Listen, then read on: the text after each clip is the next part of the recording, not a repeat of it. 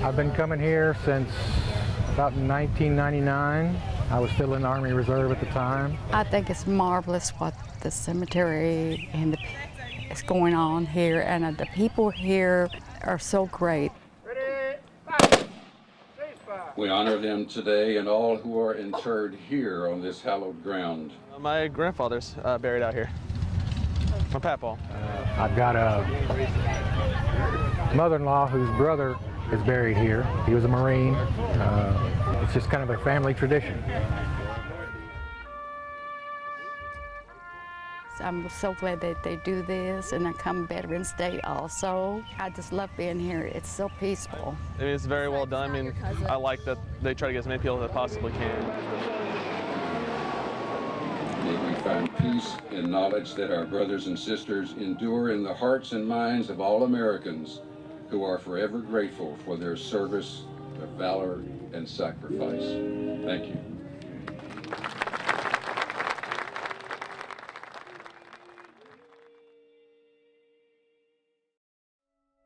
There's 911.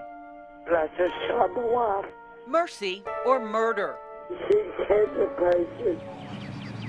Behind these prison walls, Ernest Chris Chumbley locked away for 15 years for what he calls love. Are you still convinced you did the right thing? Yes, ma'am. Even with the circumstances? Yes, ma'am. I take full responsibility. Responsibility for ending his wife's pain, as he says she asked him to do. But police have a different story. August 28, 2013, very early in the morning, possibly angry or weary of her medical problems, police say Chris shot his wife, Jenny May, 3 times. I don't think it's even a crime, really. Jenny May had battled cancer since 2006. Or it come back, as they say, on a vengeance. Come back, brain and lung and bone. What's your name? Chris Chumbley. Chris describes the night he killed his wife. Was watching Netflix, and she got talking about her pain being severe. So she asked me to do something, and that's what I did. The Chumbley story spread to other states, even a few other countries. To some proponents of the right to die when a terminal patient chooses when to stop living, Chris is a victim himself. As far as doing something that my wife asked me to do, I mean, these vows are through good and bad, sickness or health, and that's the way I look at it now. I held my vow. Later, Chumbley's case was compared to one in Reno, Nevada in 2014. William Dresser shot his wife in the chest after a fall left her a quadriplegic. The prosecutor decided not to try him for murder and dismissed all charges. Dresser and other witnesses said his wife had asked several people to help her die. But other than Chris, no one ever came forward saying Jenny May wanted to die or asked anyone to end her pain. Still, Chris insists he did the right thing, and when his own time comes, he'll see her again. I hope I get to meet her, yeah, and she'll come toward me with open arms, yeah.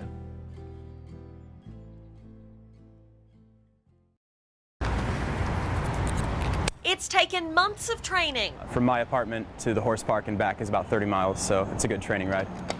There we go. This coming week, UK College of Law student Caleb Taylor will set off on a 4,300-mile bike ride across the country. From East Coast to West Coast, Taylor will pedal as many as 70 miles a day. We plan on getting to Seattle on the 4th of August. We start in Bar Harbor, Maine. It's all part of Bike the US for MS, a cross-country bike ride to raise money for research and awareness of multiple sclerosis. And it really just leaped out at me. My mom was diagnosed with MS in 2001. Taylor will join a team of 16 riders for the more than 2-month journey. The closer and closer it gets, the more it dawns on me that this is actually happening. Each rider tasked with raising $1 for every mile of the trip. Taylor has already raised some $4,700. His team total, more than $90,000. And all of that money is going to be donated towards MS research. I mean, this is the 21st century. There has to be a better treatment option out there, and it's going to require research. And with every mile, Taylor able to help spread awareness about a disease that hits so close to home. I've had the opportunity to share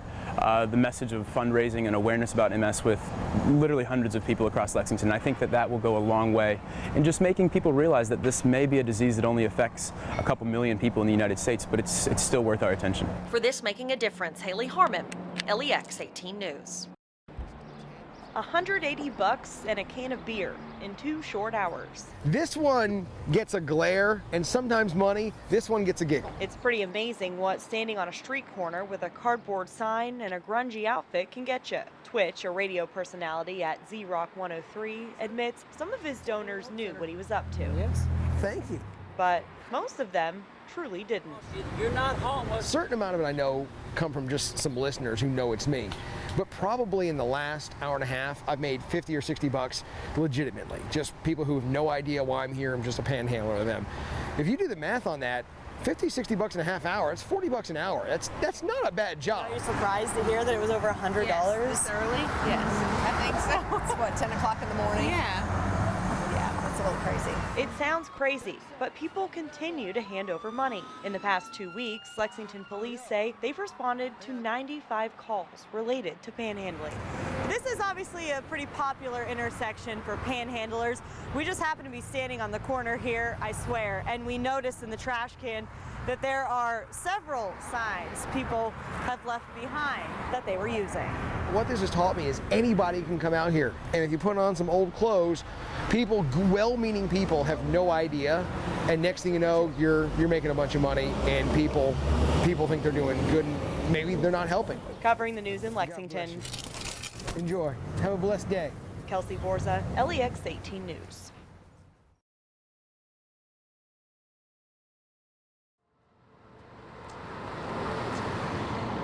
If picking up the pieces had a sound, perhaps it would sound like this.